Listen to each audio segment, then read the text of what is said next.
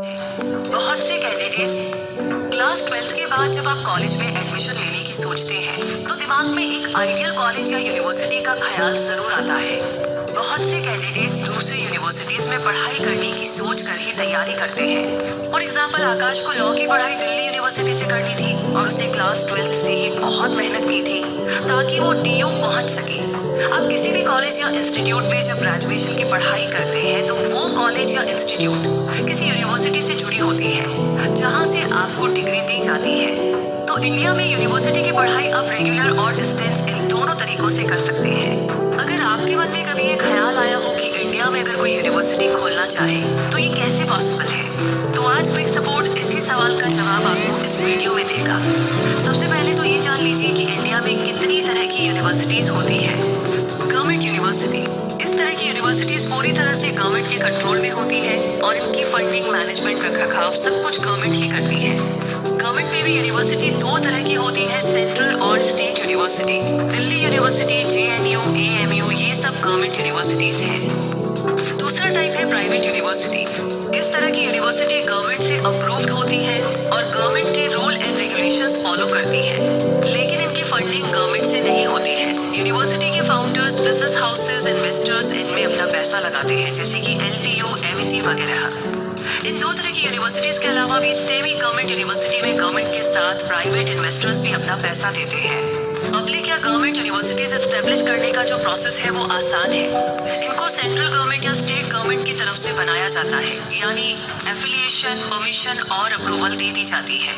साथ ही इनके standards, course syllabus वगैरह है। University grants commission, all India council for technical education, bar council of India से approved होता है। गवर्नमेंट के अंडर में होने से सारा काम गवर्नमेंट के बिहाफ से आसानी से हो जाता है। Banaras Hindu university, Delhi university, Allahabad university, Jawaharlal Nehru university, ये सब गवर्नमेंट यूनिवर्सिटीज हैं। अगर आप अपनी यूनिवर्सिटी खोलना चाहते हैं तो वो एक प्राइवेट यूनिवर्सिटी होगी। इसीलिए इस वीडियो में बात करेंगे हम प्राइवेट यूनिवर्सिटी की। तो कौन खोल सकते हैं एक प्राइवेट यूनिवर्सिटी? तो उसका जवाब ये है कि सिर्फ पैसे होने भर से काम नहीं चलेगा।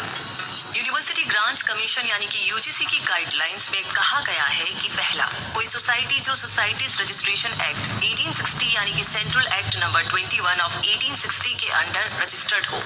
दूसरा, कोई भी पब्लिक ट्रस्ट जो स्टेट पब्लिक ट्रस्ट एक्ट या द इंडियन ट्रस्ट एक्ट 1882 यानी सेंट्रल एक्ट नंबर 2 ऑफ 1882 या फिर स्टेट और यूनियन टेरिटरी के बने कानून के तहत रजिस्टर्ड हो।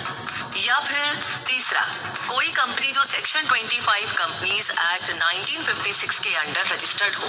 तो अब आगे बात करते हैं कि क्या है एप्लीकेशन प्रोसेस या प्रपोजल भेजने का तरीका। अगर कोई सोसाइटी या कंपनी एक प्राइवेट यूनिवर्सिटी खोलने में इंटरेस्टेड है तो उन्हें एक डिटेल्ड प्रपोजल बनाकर MHRD मिनिस्ट्री के डिपार्टमेंट ऑफ हायर एजुकेशन को भेजना होगा, जिसके साथ 1 लाख रुपए का एक demand draft in favour of the director higher education के नाम पे अटैच करना होगा। साथ ही इस एप्लीकेशन में ढेर सारे डिटेल्स भी आपको डालने होंगे, जैसे कि रजिस्ट्रेशन सर्टिफिकेट की कॉपी, यूनिवर्सिटी के बायलॉज, यूनिवर्सिटी का नाम, लोकेशन। अगले 12 घंटों में अगर 10 करोड़ रुपए नहीं मिले तो कोई नहीं बचेगा। और headquarter, objectives of the university, ये यूनिवर्सिटी किन चीजों की पढ़ाई करवाएगी और इसका डोमेन क्या होगा। मतलब अगर ये सिर्फ इंजीनियरिंग की पढ़ाई करवाएगी तो ये एक सिंगल डोमेन यूनिवर्सिटी कहलाएगी।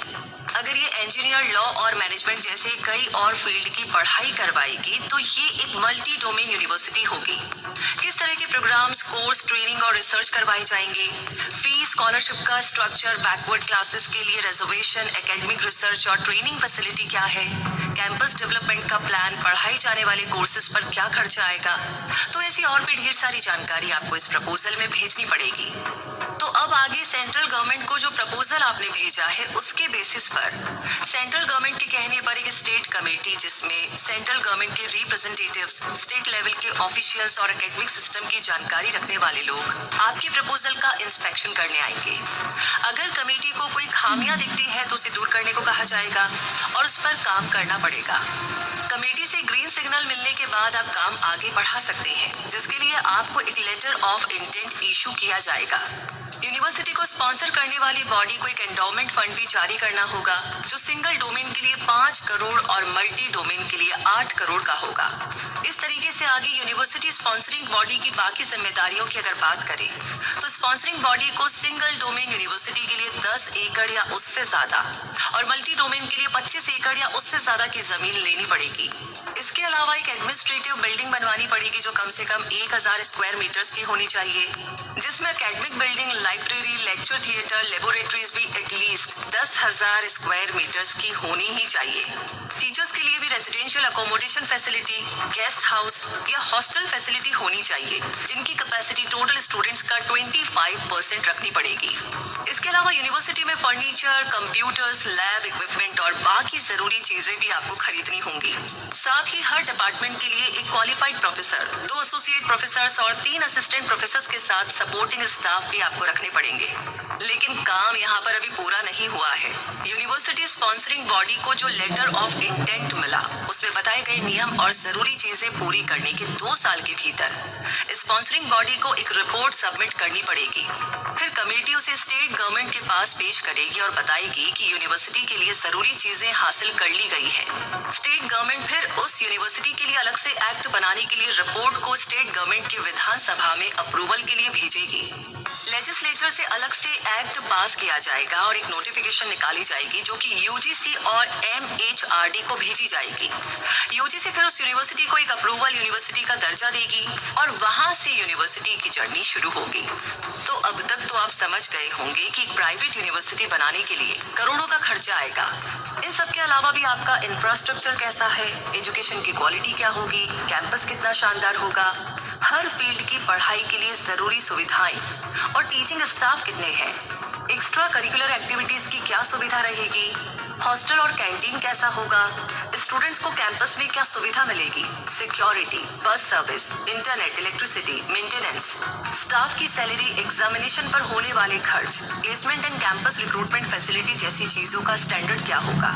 ऐसे ढेर सारे पॉइंटर्स हैं जिनको साथ में कैलकुलेट करने पर आपको पूरा एक्सपेंडिचर समझ में आ जाएगा। अब बात करते हैं वेबसाइट की। डिजिटल एज में वेबसाइट होना कॉमन बात है, पर वेबसाइट को मेंटेन, अपडेटेड और सिक्योर रखने पर भी खर्चा आता है। यूनिवर्सिटी के तौर पर आप अपनी जो इमेज दिखाएंगे, आपकी रेपुटेशन भी वैसी ही बनेगी। इसलिए एक अच्छी वेबसाइट का होना बहुत जरूरी है ताकि देश भर से अगर कोई स्टूडेंट आपको सर्च करता है तो वेबसाइट से उसे कंप्लीट गाइडेंस और इन्फॉर्मेशन मिले। इससे आपके स्टूडेंट्स बढ़ने के चांसेस बेहतर होंगे। और अब बात करते हैं ब्रांडिंग एंड एडवर्टाइजिंग की। LPU, MIT, शारदा यूनिवर्सिटी ऐसे ढेर सारे नाम हैं जो प्राइवेट यूनिवर्सिटी के तौर पर अपनी ब्रांडिंग और एडवर्टाइजिंग पर काफी ध्यान देते हैं। इसलिए आप हर तरह के मीडियम, टीवी, डिजिटल होर्डिंग्स के जरिए अपना प्रमोशन करवा सकते हैं। आपको ये भी पता होना चाहिए कि किस शहर या राज्य के स्टूडेंट्स किस तरह की हायर एजुकेशन में ज्यादा इंटरेस्ट लेते हैं। वहाँ पर आपको उसी पॉइंट को हाईलाइट करना होगा, जैसे कि उत्तराखंड से ज्यादा बच्चे डिफेंस और होटल मैनेजमेंट में जाने की सोचते हैं। और आगे स्कॉलरशिप प्रोग्राम की बात करें तो स्कॉलरशिप प्रोग्राम से आप हर तरह के स्टूडेंट्स को अपनी यूनिवर्सिटी में ला सकते हैं। इससे एक सोशल मैसेज भी जाता है और ब्रिलियंट स्टूडेंट्स को एंट्री भी मिल जाती है, जिससे इन फ्यूचर यूनिवर्सिटी का ही नाम रोशन होने की संभावना बढ़ जाती है। इसके अलावा भी आप इंटरनेशनल इंस्टीट्यूट्स, यूनिवर्सिटी या एजुकेशनल इंस्टीट्यूट से टाई अप कर सकते हैं, जहां से ट्रेनिंग प्रोग्राम, फेलोशिप, रिसर्च के लिए अपने स्टूडेंट्स को मौका दिलवा सकते हैं, जो आपके रेपुटेशन को बढ़ाएगी। इसके बाद बात करते हैं social work and corporate social responsibility की।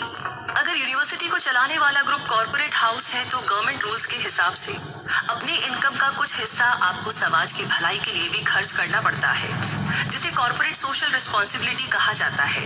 इनमें आप यूनिवर्सिटी के आसपास के एरिया का डेवलपमेंट, स्टूडेंट्स को एजुकेशनल फैसिलिटी देने और गरीब स्टूडेंट्स को एडमिशन, ट्री प्लांटेशन ड्राइव जैसी ढेर सारी एक्टिविटीज कर सकते हैं। तो आई होप इस वीडियो से आपको प्राइवेट यूनिवर्सिटी कैसे स्टैब्लिश की जाए इसकी जानकारी मिल गई होगी।